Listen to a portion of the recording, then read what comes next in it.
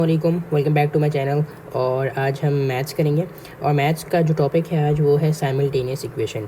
काफ़ी ज़्यादा easy topic है ये, ठीक है।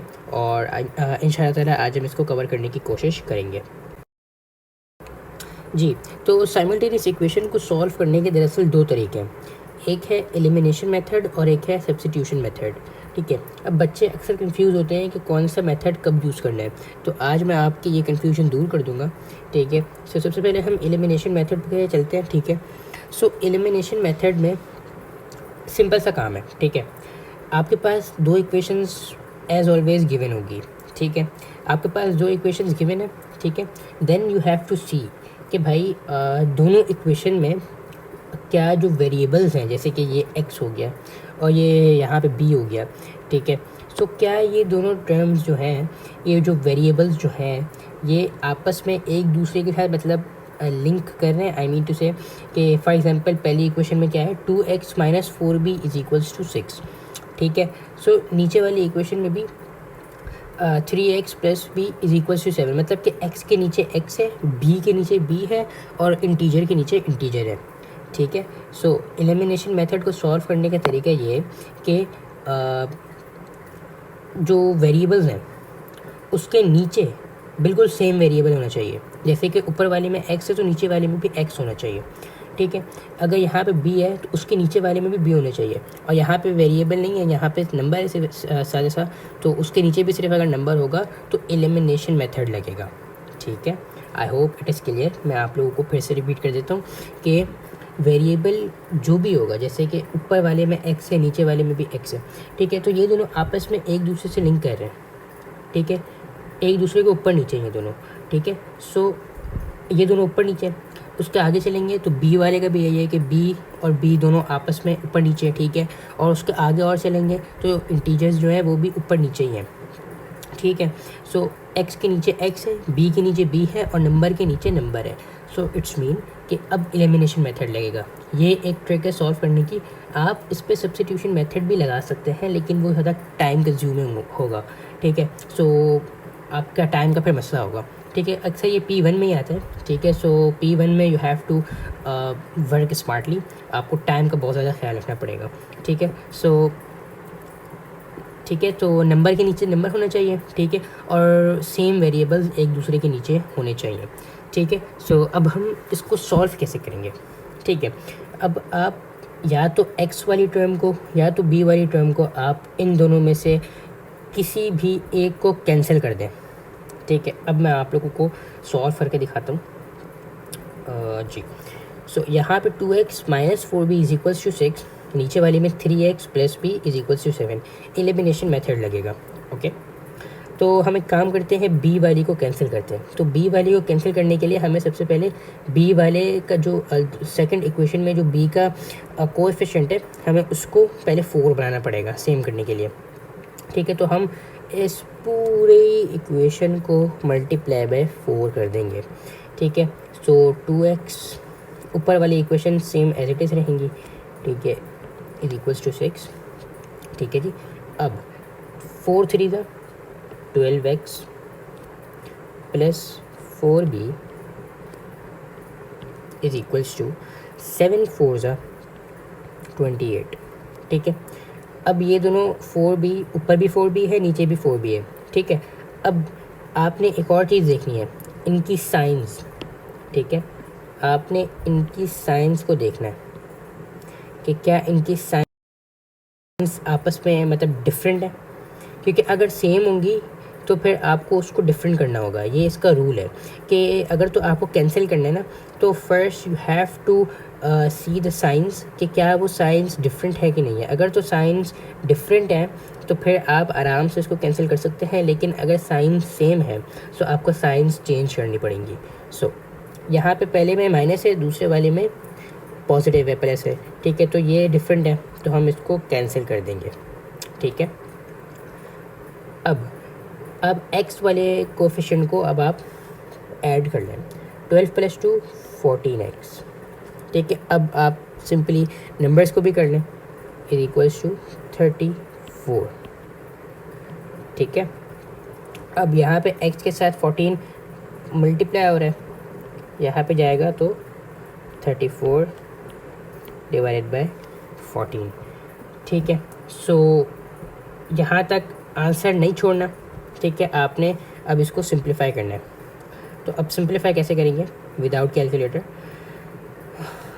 2 7 ज़ा 14, ठीक है, 2 1 ज़ा 2, यहाँ पे 70। ठीक है, सो x इज इक्वल्स टू 17/7। ठीक है, हाँ, अब आप यहाँ तक इसका आंसर छोड़ सकते हैं क्योंकि 7 के टेबल में 17 नहीं आता। ठीक है, सो ये x की टर्म आ गई। अब आपको x की वैल्यू तो पता चल गई। ठीक है, अब you have to find the value of b। ठीक है जी, सो अब b की वैल्यू हम निकाल लेते हैं, इधर ही नीचे निकाल लेंगे। सो अब आप वापस से पूरी इक्वेशन लिख दें। 2x minus 4b is equals to 6। ठीक है जी, 3x प्लस b is equals to 7। Okay, अब आप इनमें से कोई भी एक इक्वेशन चूज़ कर लें। ठीक है, हम एक काम करते हैं, नीचे वाली कर लेते हैं। ठीक है, ये हो जाएगा 3 ब्रैकेट में 17 और ये 7/7 plus b is equals to 7। ठीक है, अब 3 को 17 से मल्टीप्लाई करना है। 17 मल्टीप्लाई बाई 3, 7 3 ज़ा 21, 3 1 ज़ा 3 प्लस 2 5, 51। ठीक है जी, 51/7 plus b is equals to 7। ठीक है जी, अब 7 यहाँ 51 के साथ डिवाइड हो रहा है, इज इक्वल्स टू के उस तरफ जाएगा तो मल्टीप्लाई हो जाएगा। तो 51 plus b is equals to 49। अब ये 51 यहाँ पे ऐड का है, उधर जाके सब्ट्रैक्ट हो जाएगा और आपकी वैल्यू आ जाएगी। b is equals to 49 minus 51। ठीक है, अब आंसर तो माइनस में आना है, अब यू हैव टू सम बना के आप करना है। हो जाएगा 4 11, 11 से 9 जाएंगे, 2 बचेंगे, ये 0। तो b is equals to -2। So this is your answer. ठीक है, मैं इसको एक काम करता हूँ, थोड़ा नीचे कर देता हूँ क्योंकि ये अरे 9 कहाँ से आ गया?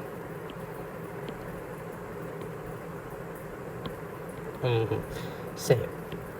सो आई होप आप लोगों को ये क्लियर है। ठीक है, समझ में सही से आ गया होगा। मैं आप लोगों को एक बार फिर से क्लियर कर देता हूँ। ठीक है, एलिमिनेशन मेथड तब अप्लाई होता है जब आपके पास सेम वेरिएबल्स एक दूसरे के ऊपर नीचे हो। ठीक है, और इंटीजर्स एक दूसरे के ऊपर नीचे हो। जैसे कि जो इक्वेशन हमने ली थी उसमें 2x minus 4b is equals to 6, तो नीचे वाली इक्वेशन में भी x के नीचे x वाली टर्म थी, b के नीचे b वाली टर्म थी और इंटीजर के नीचे इंटीजर वाली टर्म थी। तो एलिमिनेशन मेथड के लिए ये रूल अप्लाई होगा कि भाई सेम वेरिएबल के नीचे सेम वेरिएबल होना चाहिए, x के नीचे x ही होना चाहिए, y के नीचे y ही होना चाहिए। ठीक है, a के नीचे a ही होना चाहिए, b के नीचे b ही होना चाहिए। ठीक है, और नंबर के नीचे नंबर होना चाहिए। ठीक है जी, सो आई होप आप लोगों को ये क्लियर है एलिमिनेशन मेथड अप्लाई कैसे होगा। उसके बाद इस पर हम लोग काम कैसे करेंगे, हमें कोई भी एक वेरिएबल को कैंसिल करना होगा। अब वो आपकी चॉइस है कि अब आप कौन सा चूज़ करते हैं। मैंने बी वाला चूज़ किया था। ठीक है, तो बी वाले को इस तरह से हमने किया कि पूरी इक्वेशन को ही हमने मल्टीप्लाई बाय 4 करवा दिया। 4 से क्यों मल्टीप्लाई किया? क्योंकि ऊपर वाली इक्वेशन में 4 भी है। ठीक है, और हमें इसको कैंसिल करना है। कैंसिल करने के लिए सेम होना लाजमी है, तो हमने उसको भी 4 भी बना दिया। लेकिन यहाँ पे एक थोड़ा सा ट्विस्ट है कि भाई आपको कैंसिल करने के लिए आपकी जो साइंस होंगी वो डिफरेंट होंगी। ठीक है, जैसे कि ऊपर में -4 भी था तो नीचे वाली में +4 भी होना चाहिए। ठीक है, साइंस डिफरेंट होनी चाहिए। मैं यहाँ पे नोट लिख देता हूँ साइड पे छोटा सा। ठीक है, नोट, आपकी साइंस डिफरेंट होनी चाहिए। To solve simultaneous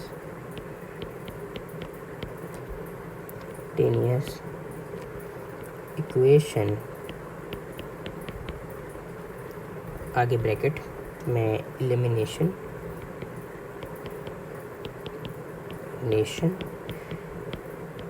to solve simultaneous equation elimination signs must be different. ठीक है जी, science must be different, otherwise आप फिर काम नहीं कर सकते. ठीक है, मैं साइंस को हाईलाइट कर देता हूँ.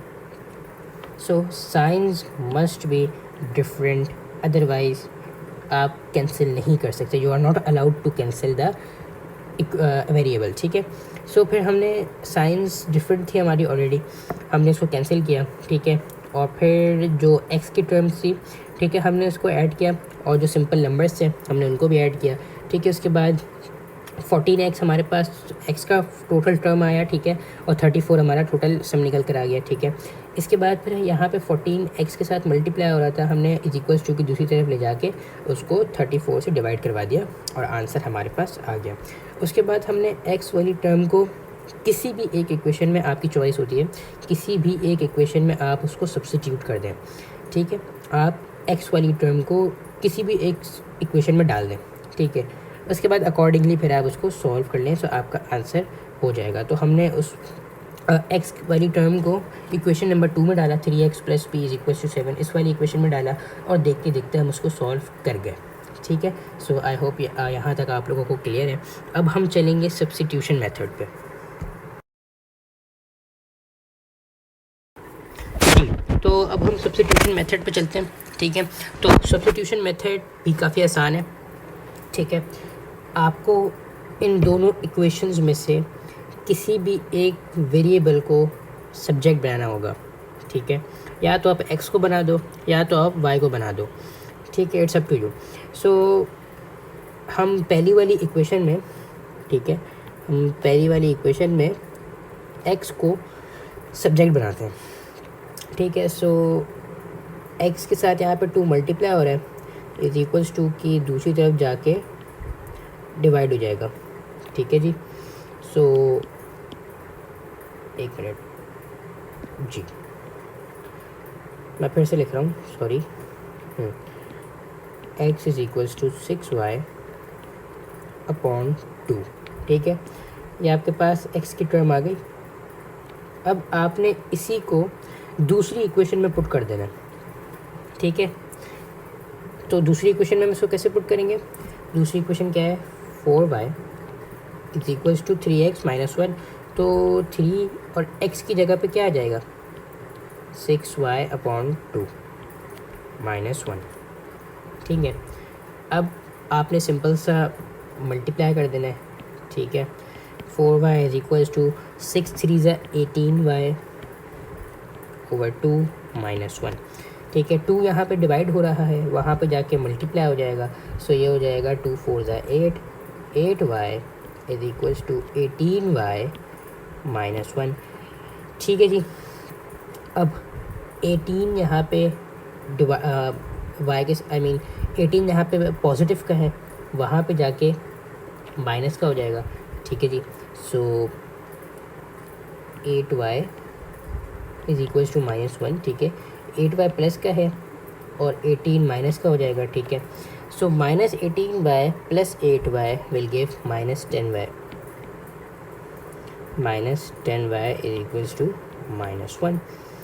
ठीक है जी, अब यहाँ पे -10 इसके साथ मल्टीप्लाई हो रहा है, यहाँ पे जाके डिवाइड हो जाएगा, -10. साइन आपस में कैंसिल आउट हो जाएंगी. ठीक है, और y इज इक्वल्स टू 1/10.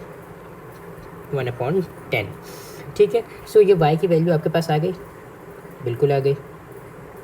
सो अब y की वैल्यू आपके पास आ गई. अब ये y की वैल्यू को आप पुट कर दे पहली वाली इक्वेशन में. अब पहली वाली इक्वेशन क्या थी? 2x is equals to 6y. So 2x is equals to 6 और y की जगह पे आ जाएगा 1/10. ठीक है जी, तो ये 2x एज इट इज़ रहेगा, ये हो जाएगा 6/10. ठीक है, अब आपकी मर्ज़ी, आप इसको सिंपल कट कर दें, कट ही कर देते हैं. ठीक है, ये हो जाएगा 2 3 6 और 2 5 10, 3 5 3/5. 5 यहाँ पे डिवाइड हो रहा है उधर जाके मल्टीप्लाई हो जाएगा, तो ये हो जाएगा 10x इज़ इक्वल्स टू 3। ठीक है, ये इधर चला जाएगा तो ये हो जाएगा 3/10 और आप कह सकते हैं 0.3। सो आपका आंसर x का और y का आ गया। ठीक है, इट्स अप टू यू कि आप उसको फ्रैक्शन की फॉर्म में लिख दें या डेसिमल की फॉर्म में लिख दें, इट्स अप टू यू। ठीक है, हमने y वैल्यू को फ्रैक्शनल फॉर्म में लिख दिया, ठीक है, और जो x वाली को है हमने डेसिमल फॉर्म में लिख दिया। तो सिंपल सा काम था, इसमें ज़्यादा कोई मेहनत नहीं थी। आपने पहली वाली इक्वेशन को में x को आपने सब्जेक्ट बना लिया, आपकी मर्ज़ी होती है, आप y को भी बना सकते हैं। ठीक है, हमने x को बना लिया, x को सब्जेक्ट बनाने के बाद 2 उधर चला गया। ठीक है, और फिर हमने x वाली जो टर्म आ गई 6y/2, हमने उसको दूसरी इक्वेशन में पुट कर दिया x की जगह पे। ठीक है, x की जगह पे वो आ गया, फिर हमने फिर सिंपल उसको पूरा का पूरा सॉल्व कर दिया और हमारे पास फिर आंसर आ गया। फिर जो हमारे पास आंसर आया हमने उसको पहली वाली इक्वेशन में डाल दिया ताकि हमारे पास x की वैल्यू भी आ जाए। जो पहले हमने x की वैल्यू ली थी वो तो हमने ऐसे ही ले ली थी, मतलब कि उसमें कोई हमने उसको सॉल्व नहीं किया था बेसिकली। ठीक है, वो एक ऐसी आ गई थी, हमने क्योंकि y की वैल्यू निकाल ली थी ना, तो हमने उस x की हेल्प ली थी। ठीक है, अब y तो निकल गया तो अब हम y की हेल्प से x को निकाल लेंगे। ठीक है, सो आई होप आप लोगों को ये क्लियर है। मैं एलिमिनेशन और सब्स्टिट्यूशन इन दोनों के एक और पास पे प्रयोग कर आपकी साइंस और जो सिंपल नंबर्स थे हमने उनको भी ऐड किया। ठीक है, उसके बाद 14x हमारे पास वो x के नीचे x था, b के नीचे b था, नंबर के नीचे नंबर था, बट सब्स्टिट्यूशन मेथड में ऐसा कोई सीन नहीं है। x के नीचे y है, y के नीचे x है और नंबर तो है ही नहीं, और लेकिन दूसरे वाले में नंबर है इंटीजर। ठीक है, सो यही पहचान है एलिमिनेशन की। ठीक है, कि आप रिस्पेक्टिव टर्म्स एक दूसरे के ऊपर नीचे होंगी, जबकि सब्स्टिट्यूशन की पहचान ये है कि रिस्पेक्टिव टर्म एक दूसरे के ऊपर नीचे नहीं होंगी। आप सब्स्टिट्यूशन वाले जो मैंने क्वेश्चन करवाया आप उसमें एलिमिनेशन मेथड लगा सकते थे, बट मैंने आप लोगों को वो इसलिए नहीं सिखाया क्योंकि टाइम कंज्यूमिंग होता है, और ये अक्सर पेपर 1 में आता है, और पेपर 1 में टाइम की एक्सट्रीम शॉर्टेज हो जाती है कभी कभार। जो बच्चे मतलब सुनो हुए थोड़े से मैथ्स में, तो उनके लिए प्रॉब्लमेटिक हो जाता है। तो जब जी, तो यहाँ पे एक सामने क्वेश्चन है। ठीक है, अच्छा इन्होंने साइमल्टेनियस इक्वेशंस को आगे करके लिख दिया है दूसरी वाली इक्वेशन को, कोई इशू नहीं है, हम इसको ऐसे लिख लेते हैं 5x + 4y = 0। ठीक है, यहाँ पे 4x + 5y = -18। ठीक है, अच्छा अब नाउ यू हैव टू सी कि भाई x के नीचे x वाली टर्म है। ठीक है, y के नीचे वेट अ सेकंड जी, y के नीचे y वाली टर्म है। ठीक है, और नंबर के नीचे नंबर है। सो इसका मतलब कि एलिमिनेशन मेथड है। ठीक है, एलिमिनेशन मेथड लगेगा। अब इसको सॉल्व कैसे करेंगे, आप कोई भी टर्म को कैंसिल आउट कर दें। ठीक है, मैं y की टर्म को कैंसिल आउट कर रहा हूँ। इसके लिए मुझे पूरी इक्वेशन को, इस नीचे वाली इक्वेशन को मल्टीप्लाई बाय 4 करना है, पहली वाली इक्वेशन को मल्टीप्लाई बाय 5 करना है, ताकि जब ये वाला 4 5 से मल्टीप्लाई हो जाए तो 20 आ जाए। ठीक है, और जब ये 5 4 से मल्टीप्लाई हो जाए तभी 20 आ जाए, तो सेम आ जाएंगे, तो कैंसिल करना आसान हो जाएगा। ठीक है, 5 5 तो 25, 25x + 20y = 0। ठीक है, 4 4 जो 16x + 20y = -76। ठीक है, अच्छा जी, अब यहाँ पे कैंसिल आउट करने के लिए हमने एक चीज़ याद की थी। क्या याद की थी? कि साइंस आपस में डिफरेंट होने चाहिए। ठीक है, लेकिन यहाँ पे जो सेम साइंस है, ठीक है, ये भी सेम है प्लस है, ये भी सेम है प्लस है। अब हमने साइंस को चेंज करना है। अब साइंस को चेंज कैसे करेंगे? सिंपल सा काम है, आपने पूरी इक्वेशंस के साइन को चेंज कर देना है। ठीक है, कैसे करेंगे? यहाँ पे प्लस का 16 है, नीचे माइनस का 16 हो जाएगा। आप इसको नीचे माइनस लगा दें। ठीक है, यहाँ पे +20 ये y है, हमने इसको माइनस का करना है। ठीक है, तो यहाँ पे -76 है, इसको +76 कर दें। ठीक है, इस तरह से आपने साइन पूरी इक्वेशन की चेंज कर देनी है टू कैंसिल आउट। अब क्या हो गया, अब ये -20y हो गया और ऊपर वाला +20y है, साइंस आपस में डिफरेंट हो गई, सो कैंसिल देम, ठीक है, इमीडिएटली कैंसिल देम। उसके बाद 25x - 16x, आप इन दोनों को माइनस करवा दें, ठीक है। सो फिर जो आंसर है दैट इज़ 9x, ठीक है, और ये 76 रहेगा, ठीक है, 0 + 76 ये हो जाएगा, यहाँ पे आ जाएगा, ठीक है, 9। अब जो इसका आंसर होगा दैट विल बी 8.44 समथिंग, ठीक है। तो हम इसको 8 ही रहने देते हैं, ठीक है, सिग्निफिकेंट फिगर ज़रूरी नहीं है, ठीक है। यहाँ पे वैसे भी ये 5 से नीचे है तो फ़ायदा नहीं है, तो ये 8 ही रहे तो सही है, ठीक है। तो हम इसको अल्टीमेटली इस तरह करके 8 लिख देते हैं, ठीक है जी। अच्छा, तो x की वैल्यू है 8, ठीक है जी। अब आप इस x वाली टर्म को किसी भी उसमें डाल दें, किसी भी इक्वेशन में। सो मैं पहली वाली इक्वेशन में इसको डाल रहा हूँ, 225 × 8, ठीक है, प्लस 20y = 0, ठीक है। 25 8 है 200 प्लस 20y = 0। 200 यहाँ पे ऐड हो रहा है, = की दूसरी तरफ जाएगा तो माइनस का हो जाएगा, तो ये हो जाएगा 20y = -200। 20 यहाँ पे मल्टीप्लाई हो रहा है, उधर जाके डिवाइड हो जाएगा, ये 0 से 0 कटेगा, 1 ज़ा 10 ज़ा, तो y = -10, ठीक है जी। ये सिंपल सा मेथड था, आई होप आप लोगों को ये समझ में आ गया, ठीक है। इतनी सी चीज़ थी, इतना सा काम था, and you have got your answer, ठीक है। सो आई होप आप लोगों को ये समझ में आ गया कि एलिमिनेशन मेथड से आपने किस तरह से इसको सॉल्व करना है। एलिमिनेशन मेथड कैसे लगा ये भी आप लोगों को समझ में आ गया होगा। अब मैं सब्स्टिट्यूशन मेथड का एक क्वेश्चन निकालता हूँ, देन इंशाल्लाह ताला आज की क्लास को फिर हम माइंड अप करेंगे जी। तो सामने एक और क्वेश्चन है, ठीक है, solve the simultaneous equation y = 6x - 4, ठीक है, और दूसरी वाली इक्वेशन जो है दैट इज़ 3x - 2y = 5, मैंने यहाँ पर भी लिख लिया है, ठीक है। अब यहाँ पे x के नीचे x भी नहीं है, y के नीचे y भी नहीं है, नंबर के नीचे नंबर भी नहीं है, ठीक है। सो अब आप लोगों को कौन सा मेथड लगेगा, सब्स्टिट्यूशन मेथड लगेगा, बिकॉज रिस्पेक्टिव टर्म्स आपस में एक दूसरे के नीचे नहीं है, ठीक है। अब आप लोग एक मैजिक देखें, ठीक है, कि जो ये पहली वाली इक्वेशन है, इक्वेशन नंबर 1, ये ऑलरेडी y का सब्जेक्ट है, y = 6x - 4, ठीक है। तो हम इसी पहली वाली पूरी इक्वेशन को हम दूसरी वाली इक्वेशन में डाल देते हैं। कैसे डालेंगे अभी बता देते हैं सर, ठीक है। सो 3x - 2 6x, y की जगह पहली वाली इक्वेशन पूरी y की सब्जेक्ट बनी हुई है ऑटोमेटिकली, तो अब सिंपल सा काम है, ठीक है। सो 3x डिस्ट्रीब्यूटिव लॉ लग जाएगा, 2 6 12x, माइनस माइनस प्लस, 2 4 8 = 5, ठीक है जी। 3x - 12, ठीक है, -12x, ठीक है, ये सिंपल सी चीज़ है, -9x + 8 = 5। स्टेप बाय स्टेप काम करना है, ठीक है, जल्दबाजी नहीं करनी, जल्दी का काम शैतान का काम होता है, ठीक है। -9x = -3, ठीक है। अब यहाँ पे -9x x के साथ मल्टीप्लाई कर रहा है, उधर जाके डिवाइड कर देगा, ठीक है, ये हो जाएगा 1, साइंस भी आपस में कैंसिल हो जाएंगी, 1/3, ठीक है। सो x = 1/3। आई होप आप लोगों को ये क्लियर है, ठीक है। अब ये x वाली टर्म को आप आप x वाली टर्म को पहली वाली इक्वेशन में डाल दो, किसी इक्वेशन में नहीं, पहली वाली इक्वेशन में, पहले मैंने किसी बोल दिया था, ठीक है। सो यहाँ तो जगह कम है, हम एक काम करते इधर कर लेते हैं, y = 6x - 4, ठीक है।